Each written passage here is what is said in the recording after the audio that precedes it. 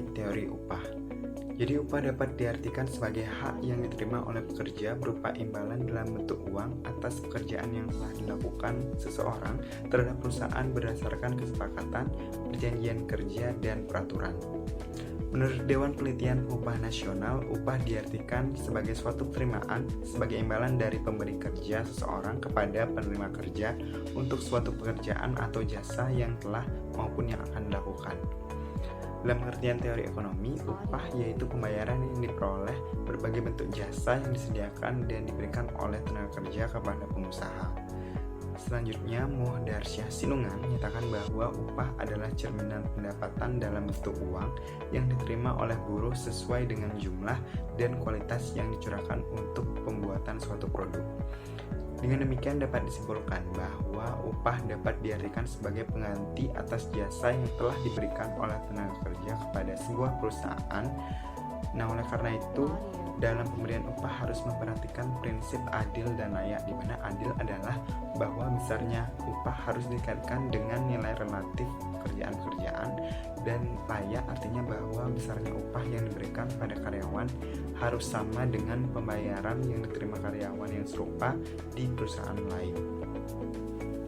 Baik, selanjutnya ada teori upah menurut Karl Marx. Jadi sistem pengupahan di suatu negara didasarkan pada falsafah atau sistem perekonomian negara tersebut. Teori yang mendasari sistem pengupahan pada dasarnya dapat dibedakan menurut dua.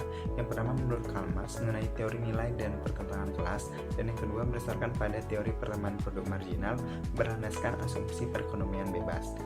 Sistem pengupahan dari ekstrem pertama pada umumnya dilaksanakan di negara-negara paham komunis, sedangkan sistem pengupahan ekstrem kedua pada umumnya dipergunakan di negara-negara kapitalis. Nah, sistem pengupahan dan pelaksanaannya berdasarkan pandangan dari Karl Marx ini sendiri dibagi menjadi tiga. Yang pertama, kebutuhan konsumsi tiap orang jumlahnya hampir sama. Nah, pada nilai atau harga setiap barang yang hampir sama, maka upah setiap orang juga kira-kira akan sama. Selanjutnya yang kedua, itu sistem pengupahan memberikan intensif yang perlu untuk menjamin peningkatan produktivitas kerja dan pendapatan nasional. Yang ketiga, sistem kontrol yang sangat ketat diperlukan untuk menjamin setiap orang yang benar-benar mau bekerja menurut dengan kemampuannya. Selanjutnya, teori upah menurut pertambahan produk marginal. Jadi dalam teori ini dinyatakan bahwa dalam rangka memaksimalkan keuntungan, pengusaha menggunakan faktor-faktor produksi sedemikian rupa sehingga setiap faktor produksi yang dipergunakan untuk menerima diberikan imbalan sebesar nilai pertambahan hasil marginal dari faktor produksi tersebut. Upah di sini berfungsi sebagai imbalan atas usaha kerja yang diberikan seseorang tersebut terhadap pengusaha. Upah diberikan oleh pengusaha sesuai dengan usaha kerja yang diberikan oleh tenaga kerja. Artinya bahwa pada teori ini dapat diketahui bahwa teori ini didasarkan pada asas nilai pertambahan hasil faktor produksi, di mana upah merupakan imbalan atas pertambahan nilai produksi yang diterima pengusaha dari karyawannya. Teori neoklasik menganggap bahwa upah cukup fleksibel di pasar tenaga kerja sehingga permintaan tenaga kerja selalu seimbang dengan penawaran tenaga kerja dan tidak ada kemungkinan timbulnya pengangguran. Baik, selanjutnya masih dengan teori upah. Jadi terdapat 3 macam upah yang masing-masing memiliki makna yang berbeda. Yang pertama ada upah nominal atau upah uang, di mana upah ini adalah jumlah uang yang diterima dari pengusaha sebagai pembayaran tenaga mental dan fisik para pekerja yang digunakan dalam proses produksi. Yang kedua ada upah real, di mana upah real adalah upah yang diukur dari sudut kemampuan upah tersebut untuk membeli barang-barang dan jasa-jasa yang diperlukan untuk memenuhi kebutuhan hidup para pekerja. Yang ketiga ada upah minimum, di mana upah minimum adalah upah yang ditetapkan secara minimum regional maupun sektoral. Nah, dalam hal ini upah minimum adalah upah pokok terendah yang harus diterima oleh buruh pada waktu pertama kali bekerja. Selanjutnya ada struktur dan skala upah. Jadi struktur upah adalah susunan tingkat upah dari yang terendah sampai dengan yang tertinggi ataupun sebaliknya. Demikian juga dengan skala upah, itu adalah kisaran nilai nominal upah dari yang terkecil sampai dengan yang terbesar untuk setiap golongan jabatan.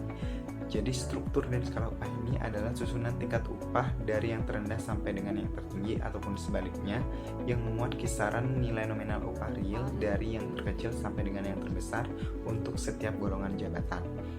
Nah, dalam Undang-Undang Nomor 13 Tahun 2003 tentang Ketenagakerjaan disebutkan bahwa pengusaha menyusun struktur dan skala upah dengan memperhatikan golongan jabatan, masa kerja, pendidikan, dan kompetensi. Demikian juga dalam Permenaker Nomor 1 Tahun 2017 disebutkan bahwa struktur dan skala upah wajib disusun oleh pengusaha dengan memperhatikan golongan jabatan, masa kerja, pendidikan, dan juga kompetensi. Struktur dan skala upah diterapkan oleh pimpinan perusahaan dalam bentuk surat keputusan dengan memperhatikan unsur-unsur yang tadi disebutkan. Kemudian struktur dan skala upah ini digunakan sebagai pedoman untuk penetapan upah berdasarkan satuan waktu. Pengusaha yang tidak menyusun struktur dan skala upah serta tidak memberitahukannya kepada seluruh pekerja atau buruh dikenai sanksi administratif sesuai dengan ketentuan peraturan perundang-undangan. Baik, selanjutnya ada sistem pengupahan. Dalam Peraturan Pemerintah Nomor 78 Tahun 2015 disebutkan ketentuan tentang sistem pengupahan. Di antaranya, yang pertama, pembayaran upah harus dilakukan dengan mata uang rupiah. Yang kedua, upah dapat dibayarkan secara langsung atau melalui bank. Yang ketiga, dalam hal upah dibayarkan melalui bank, maka upah harus dapat diuangkan oleh pekerja pada tanggal pembayaran upah yang disepakati kedua pihak. Kemudian peraturan perundang-undangan di Indonesia mengenal 3 sistem pengupahan. Yang pertama itu berdasarkan satuan waktu. Nah, dengan sistem upah ini pekerja dibayar berdasarkan waktu kerja, misalnya harian, mingguan, bulanan.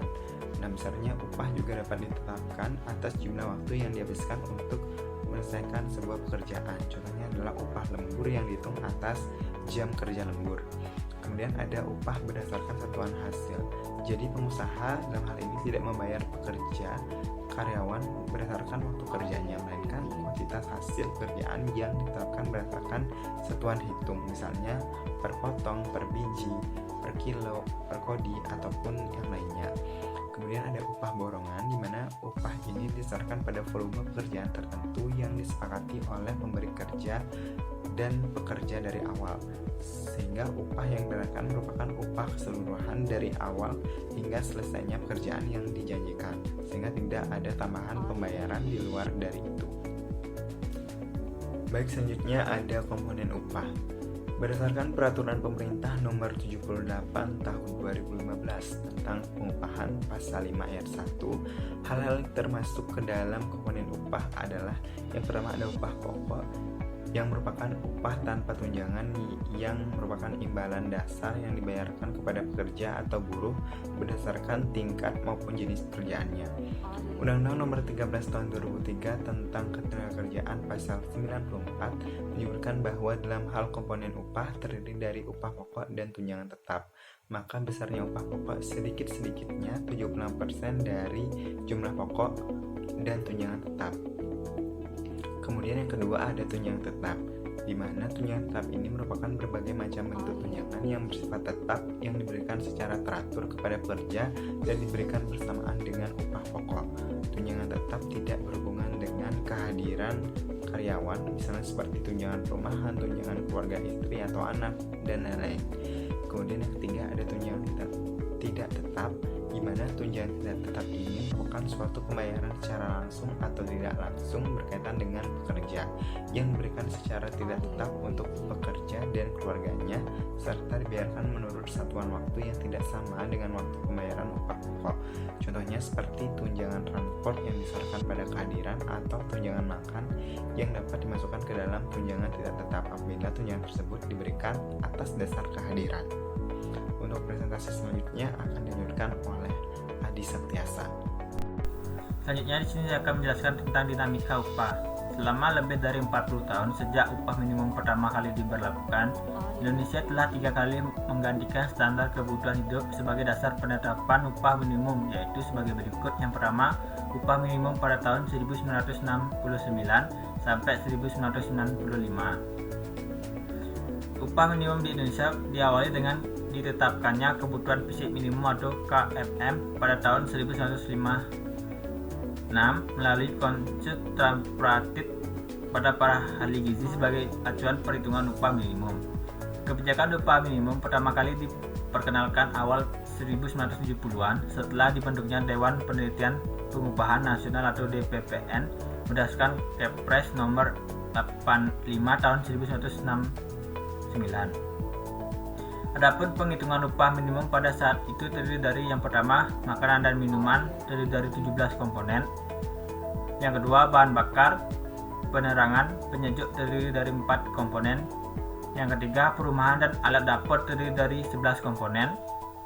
Yang keempat, pakaian terdiri dari 10 komponen. Yang terakhir, lain-lain terdiri dari 6 komponen. Selanjutnya, upah minimum pada tahun 1996 sampai 2005.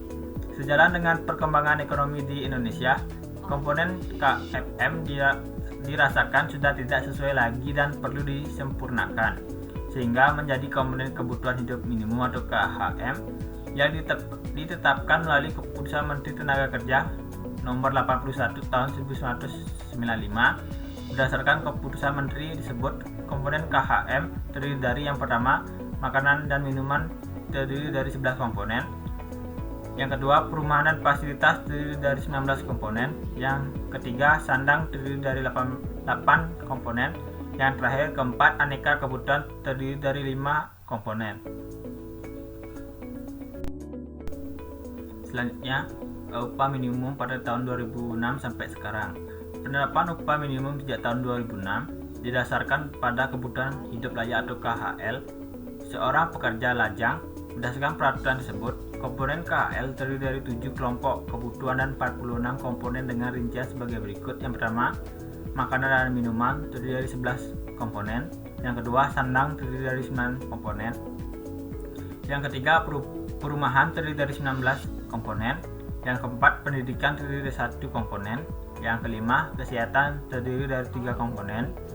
Yang keenam, transportasi terdiri dari 1 komponen. Yang ketujuh, rekreasi dan tabungan terdiri dari 2 komponen. Sejalan dengan perkembangan waktu dan desakan yang kuat dari SB atau SP menuntut perbaikan upah minimum, pemerintah kemudian merevisi komponen KHL yang ada dengan meluncurkan Permenkertrans nomor 13 tahun 2012. Dalam regulasi ini, komponen KHL terdiri dari 7 komponen kebutuhan dan 60 komponen dengan rincian sebagai berikut. Yang pertama, makanan dan minuman terdiri dari 11 komponen. Yang kedua, sandang terdiri dari 13 komponen. Yang ketiga, perumahan terdiri dari 26 komponen. Keempat, pendidikan terdiri dari 2 komponen. Yang kelima, kesehatan terdiri dari 5 komponen. Yang keenam, transportasi terdiri dari 1 komponen. Dan yang terakhir, rekreasi dan tabungan terdiri dari 2 komponen. Selanjutnya, masalah dalam pengupahan. Yang pertama, pengertian dan kepentingan yang berbeda mengenai upah. Bagi pengusaha, upah dapat dipandang menjadi beban karena semakin besar upah yang dibayarkan pada pekerja, semakin kecil proporsi keuntungan bagi pengusaha. Di lain pihak, karyawan dan keluarganya biasanya dianggap upah hanya sebagai apa yang diterimanya dalam bentuk uang atau take home pay. Kenyataannya menunjukkan bahwa hanya sedikit pengusaha yang secara sadar dan sukarela berusaha meningkatkan kehidupan karyawannya. Di lain pihak, karyawan melalui serikat pekerja dengan mengundang campur tangan pemerintah selalu menuntut kenaikan upah dan perbaikan. Selanjutnya, keanekaragaman sistem pengupahan, di mana proporsi sebagai upah dalam bentuk natura dan fringe benefit cukup besar dan besarnya tidak seragam antara perusahaan-perusahaan, sehingga kesulitan sering diketemukan dalam perusahaan kebijakan nasional, misalnya dalam hal menurunkan pajak pendapatan, upah minimum, upah lembur, dan lain-lain. Yang ketiga, rendahnya tingkat upah atau pendapatan masyarakat. Rendahnya tingkat upah ini disebabkan karena tingkat kemampuan manajemen yang rendah sehingga menimbulkan berbagai macam pemborosan dana, sumber-sumber dan waktu. Selain itu, penyebab rendahnya tingkat upah karena rendahnya produktivitas kerja. Selanjutnya, kebutuhan hidup dan pengupahan. Standar kebutuhan hidup layak atau KHL merupakan standar kebutuhan seorang karyawan dan pegawai lajang untuk dapat hidup layak secara fisik dalam kurun waktu 1 bulan. Menurut Undang-Undang Ketenagakerjaan Nomor 13 Tahun 2003 Pasal 88, KHL dibuat dengan tujuan untuk melindungi hak pekerja atau buruh dalam memperoleh penghasilan yang memenuhi kehidupan yang layak bagi kemanusiaan.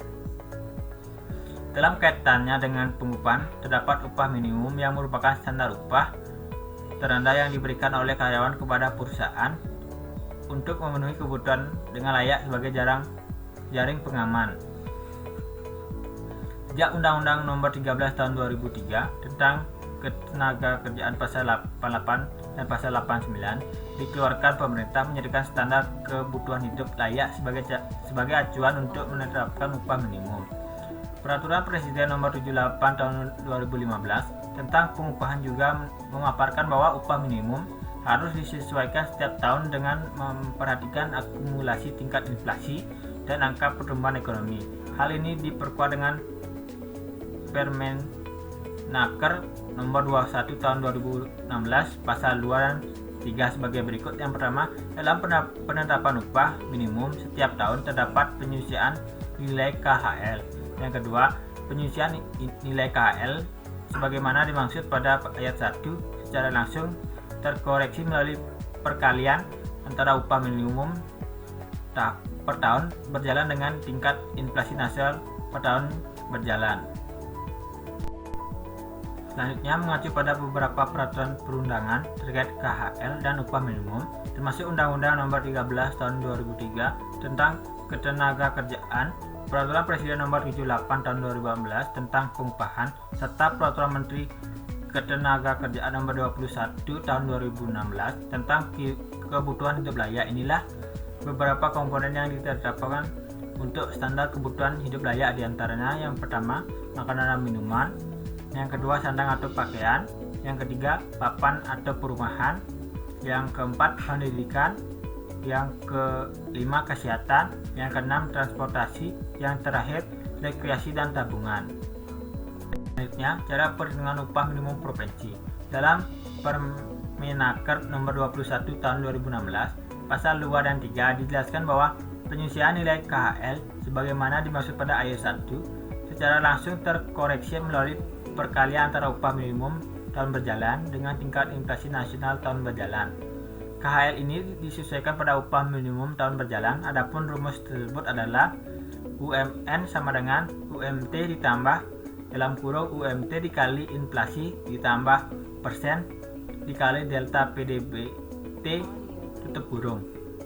Di mana keterangannya, yang pertama, UMR adalah upah minimum tahun yang akan diterapkan, UMT adalah upah minimum tahun berjalan, inflasi adalah kenaikan harga secara umum dari tahun ke tahun, delta PDBT adalah pertumbuhan produk domestik bruto, harga konstan yang dihitung dari pertumbuhan produk domestik bruto yang mencakup periode kuartal 3 dan 4 tahun sebelumnya dan periode kuartal 1 dan 2 tahun berjalan.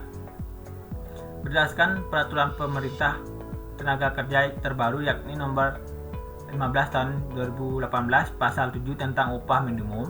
Upah minimum tahun pertama setelah peninjauan komponen dan jenis KHL memiliki nilai yang sama dengan nilai KHL hasil peninjauan. Oleh karena itu, tidak dihitung dengan formula, sedangkan penetapan upah minimum tahun kedua hingga tahun kelima dihitung menggunakan formula. Selanjutnya, di sini saya akan menjelaskan tentang contoh kasus. Dilansir dari laman finance.detik.go, kenaikan upah minimum provinsi atau UMP 2020 di Provinsi DKI Jakarta diputuskan sebesar 8,51%. Angka tersebut ditetapkan oleh Kementerian Ketenagakerjaan atau Kemnaker. Kenaikan tersebut dilakukan atas perhitungan tertentu. Data inflasi nasional dan pertumbuhan ekonomi nasional atau pertumbuhan PDB yang digunakan untuk menghitung UMP 2020 bersumber dari Badan Pusat Statistik atau BPS.